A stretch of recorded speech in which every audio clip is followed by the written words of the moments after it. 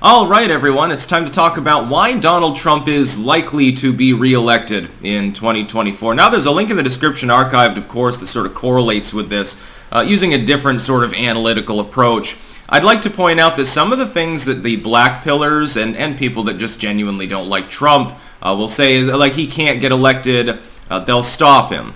He can't get elected, independent or woman voters. He can't get elected XYZ. Now, it's interesting because some of these people in the same breath will say that everything that's happening right now poll-wise is meaningless. When you compare Trump to certain other candidates, and it's going to be Ramaswamy out of nowhere, they'll say, well, it's too early to tell that. But it's not early enough to tell that the independent polling will mean that Trump can't win the general election.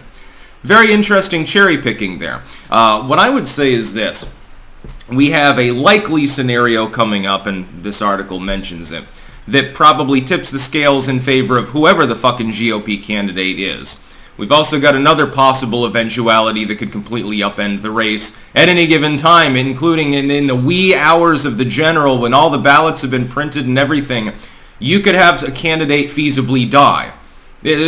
Trump would fall into the same category. The dude is in his mid-70s, so he's not exactly a spring chicken, but I think that the man who will be 82 at the time, with known health complications and increasing amounts of dementia and lack of self-awareness, is probably more likely to suffer a stroke than the dude who at least is capable of walking up the steps without falling.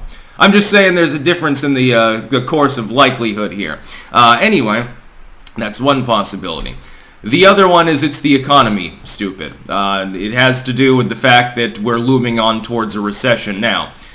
Depending on what's done about it, how deep it is, when it begins officially, according to the official numbers, the officials, it could begin to resolve itself before the general commences. But you're kind of running out of time. You get a year and a half to that point. I can't imagine if any significant recession begins that it'll last less than a year, at least as far as its core damage. You're not going to be able to recover, I think, much of that economically in the resultant less than 2 months. That's just my feeling. The Biden session that's incoming after the foreshock mini recession that we had last year, and technically by some metrics we're already in a recession again, but we're looking at GDP numbers. We're going to go by the same metric we used before and not be hypocrites, in other words. If that happens, if we enter a recession, if that word has to be used by the legacy media, they're very reluctant to trot it out. They were coping for the Biden admin last year when you had 2 straight quarters of GDP negative growth. They'll probably attempt to do that again, hoping for the best. I think that will shave a significant amount of support off of a Biden ticket. Again, assuming it's Biden. Even if Biden were to croak or stand down and say, you know what, I was going to run, but I'm just not feeling it now. I'm too old to do this. My arthritis is acting up, so I've decided in consultation with my wife to drop out and endorse Kamala or whatever. The damage will still trickle down to whoever that candidate is. Now, that's not to say that there aren't also likelihoods that impact Trump's electability as regards to Trump himself. I mean, I'm focusing mainly on the economy's likely to be wrecked to some degree. We just have to wait and see how much. And you could end up with a dead incumbent Biden a month before voting begins, throwing everything into chaos. Also, the debates. Do you really think that Biden is capable of going 3 rounds with Trump? I have a feeling that he would look for any possible opportunity not to show up at all. Well, yeah, I got the sniffles. It might be the coof. I can't go on a stage right now. Let me go to my teleprompted office room and we'll do it over Zoom on an unlisted live stream or something like that. I wish that I could be completely hyperbolic when I was saying such things. Trump did well.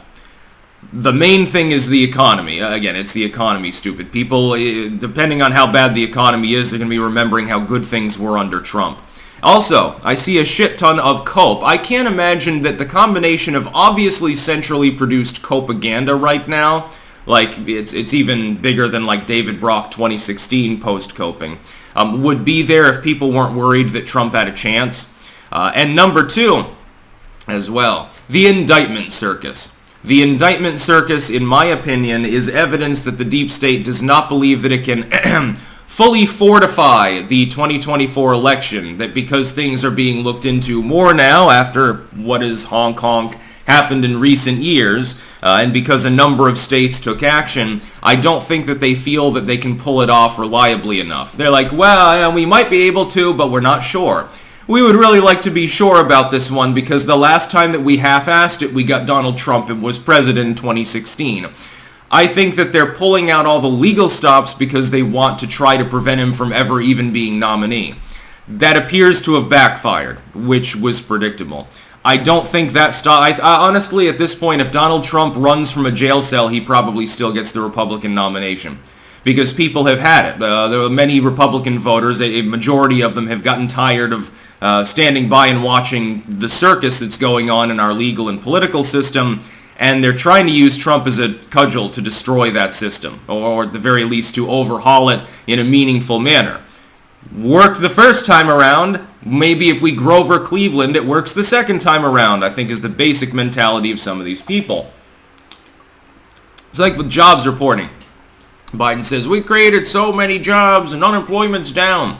The problem is a lot of those jobs are second jobs people are taking out to avoid having to get a credit card in order to buy groceries, by the way, helping to overheat the economy and keep that inflation up in the process. Hell, if unemployment rose, ironically, at least you'd be throttling back on that metric potentially. The Fed might end up accomplishing that and then more accidentally than triggering the Biden recession. By the way, it will be his fault, at least in part.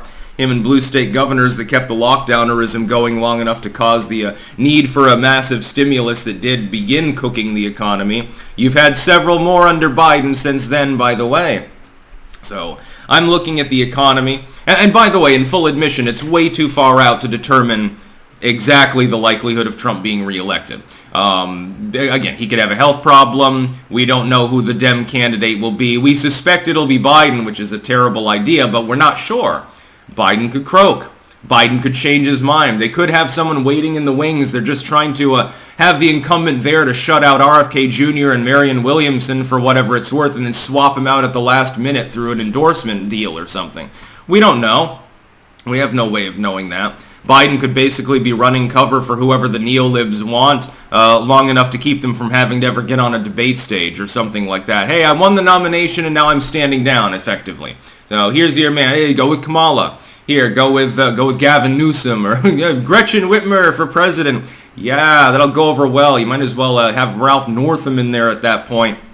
Similar mental functions, similar mental capabilities, similar bizarre past too, actually. Look into that. I think that Trump wins the primary.